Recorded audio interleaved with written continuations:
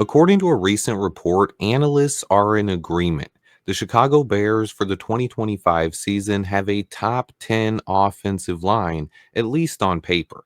So, right now, the Bears are in uncharted territory here when it comes to our O line. For once, most people seem to agree that on paper, at least, the Bears have one of the better looking offensive lines in all of football. With four different sources now ranking the NFL's O lines from 1 to 32, the Bears have scored very favorably, ranking from 6th overall to 15th best in the league, but coming in on average as the ninth best offensive line in the entire NFL. So, right now on paper, according to the people that rank these kind of things, the Bears currently have a top 10 offensive line. That's something I spoke about in the offseason. And the biggest point is it's going to take time for them to gel and come together. But right now, the talent is there for the Bears to finally have a good front five and be able to protect their quarterback. This is just 7 months after giving up the most sacks in franchise history, from potentially one of the worst offensive line units in the league to a top 10 unit on paper. The four offensive line rankings came from FTN, PFF, Fantasy Points, and Sharp Football Analysis, showing the Bears coming in on average as the ninth best offensive line unit in the league, but still third in the NFC North, showing again how stacked this division is, with the Lions and Vikings coming in fourth and fifth, respectively, and the Packers coming in around 14th. The Eagles and Broncos were unanimously voted the top two offensive lines in football, with the Bucks and Lions rounding out the top four. At the bottom of the NFL, it was the Bengals and Texans having the worst two rated lines in the entire league. But this is the first time in over 15 years where the Bears have had an offensive line unit that was graded this highly on paper.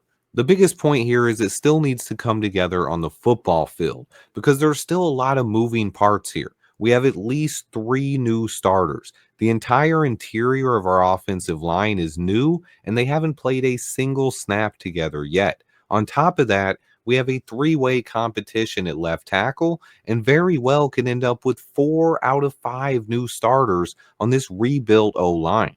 Now, that is great news for the future because our line has been awful, but four new starters that haven't played together are going to take time to gel. That is just a fact. Chemistry takes time, and it's really important that these guys get some reps together in training camp and during the joint practices against the Bills and Dolphins. The more reps they get together, the sooner we can expect them to grow and get better on the field. Darnell Wright is possibly our lone returning starter, but he's a guy with the potential to take his game to a Pro Bowl level.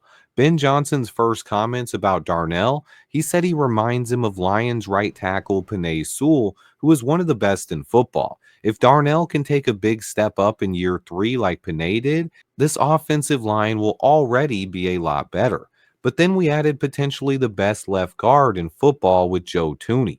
At 33 years old, some question how much he has left in the tank, but at the very least, he should solidify a problem spot and add a ton of veteran leadership to this group.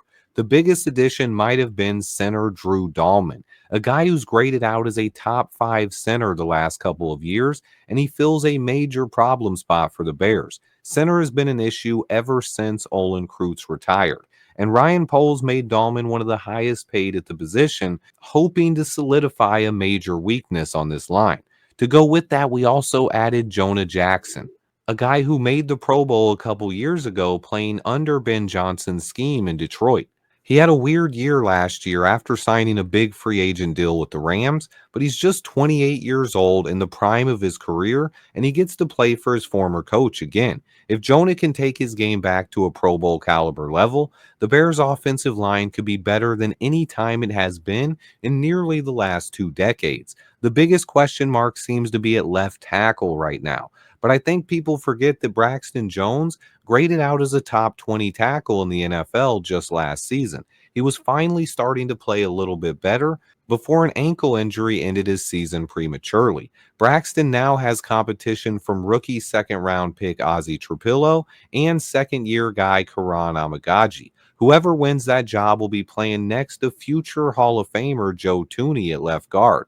This should help whoever wins that battle tremendously. So when you look at the talent and experience level across the board, this front five simply has a ton of talent and the potential to be one of the better units in all of football. The problem is the amount of turnover we have.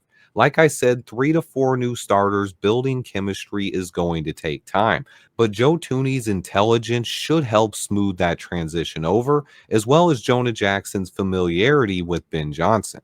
And that's the key. Ben Johnson is key to the entire turnaround. I believe he understands that it's going to take time for these guys to gel, and he's going to adjust his play calling and game plans early on in the year to help this offensive line out and give them some time to get used to each other. I think we're going to run the ball a lot early in the season before shifting to a more balanced passing attack later in the year. Ben Johnson's going to get creative and utilize screen passes, play actions, and RPOs, anything he can do to help the offensive line out. I also expect our running backs and tight ends to help with a lot of double teams and chips against the better pass rushers we face, at least for the first half of the season. But I do believe this offense is going to evolve and grow over the year. What we see the first 4 to 6 weeks is not the offense that Ben Johnson is most likely going to be running later in the year.